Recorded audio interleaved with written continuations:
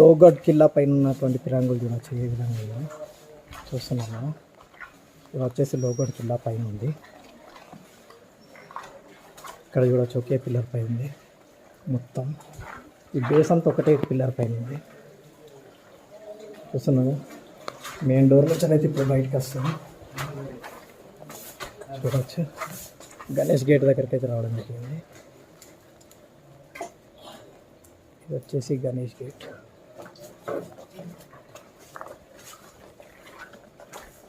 చూస్తున్నారు ఏ విధంగా ఉందో.